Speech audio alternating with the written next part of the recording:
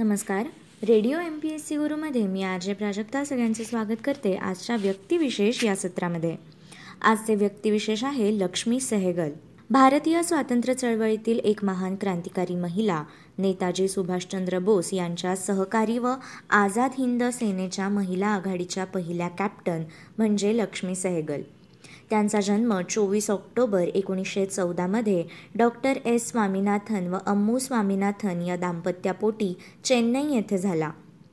त्यांचे वडील मद्रास उच्च न्यायालयात वकील होते. आई स्वातंत्र्य चळवळीतील एक अग्रणी कार्यकर्त्या होत्या. लक्ष्मी त्यांच्या आईबरोबर कोलकाता येथील काँग्रेसच्या अधिवेशनास 1928 गेल्या होत्या. त्या अधिवेशनात सुभाषचंद्र बोस यांनी 200 स्वयंसेविकांकडून लष्करी गणवेशात संचलन करून घेतले होते. या लष्करी शिस्तीतील संचलनाचा लक्ष्मी यांच्यावर प्रभाव पडला. लक्ष्मी यांनी सविनय कायदेभंगाच्या चळवळीत सक्रिय सहभाग घेतला. त्यांना अटक झाली, पण शाळा महाविद्यालय यावर बहिष्कार घालण्याची कृती त्यांना अमान्य होती. देशाच्या स्वातंत्र्याकरिता शिक्षण आवश्यक आहे असे त्यांचे मत होते. महाविद्यालयात असताना त्यांचा B.K.N. राव या विमानचालकाशी परिचय होऊन त्याची परिणिती विवाहात झाली. तरी रावांशी त्यांचे वैचारिक मतभेद झाल्यानंतर त्या विभक्त झाल्या.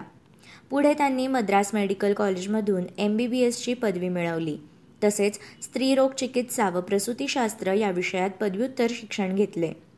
लक्ष्मी यांनी चेन्नईच्या कस्तुरबा गांधी शासकीय रुग्णालयात अल्पकाळ नोकरी केली. एका वर्गमित्राच्या सांगण्यावरून त्या सिंगापूरला गेल्या.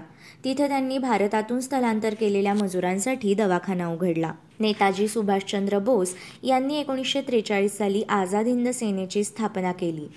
2 जुलै 1943 रोजी सुभाषचंद्र बोस सिंगापूरच्या भेटीवर आले होते. त्यांनी आझाद हिंद सेनेत महिलांची स्वतंत्र तुकडी असावी अशी इच्छा व्यक्त केली.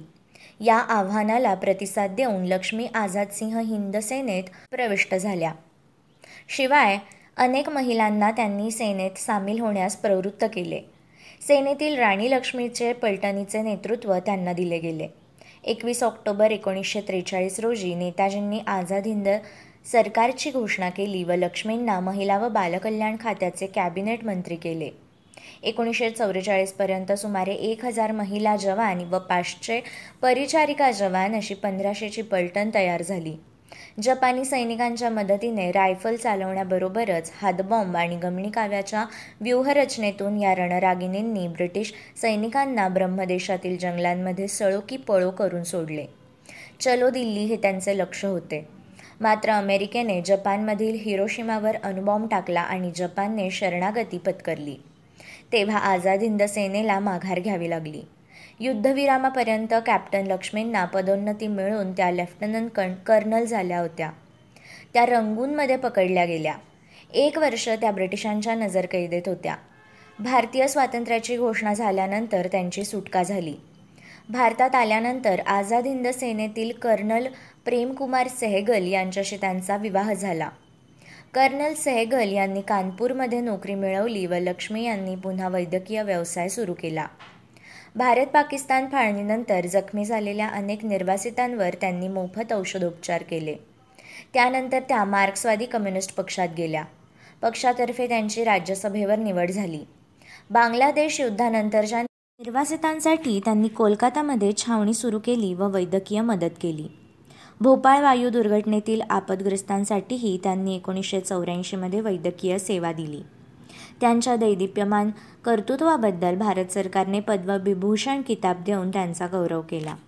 2002 अब्दुल कलाम यांच्याविरुद्धच्या राष्ट्रपतीपदाची निवडणूक त्या हरल्या व 23 जुलै 2012 त्यांचे वार्धक्यामुळे कानपूर येथे निधन झाले. सुभाषिणी अली व अनिसा पुरी या त्यांच्या सुविद्ध कन्या तर नातू शाद अली हे चित्रपट दिग्दर्शक आहेत. प्रसिद्ध नृत्यांगना मृणालिनी साराभाई ह्या त्यांच्या धाकट्या भगिनी होत. मित्रांनो, हे होते व्यक्तिविशेष लक्ष्मी सेहगल. मित्रांनो, अशाच माहितीपूर्ण व्यक्तिविशेषांसाठी stay tune to radio MPSC Guru. आमच्या कार्यक्रमाचा फीडबॅक देण्यासाठी तुम्ही आम्हाला व्हॉट्सॲपवर मेसेज करू शकता. त्यासाठी आमचा व्हॉट्सॲप नंबर आहे 8698869880 अर्थात 8698869880. मित्रांनो, ऐकत रहा radio MPSC Guru, spreading the knowledge, powered by spectrum academy.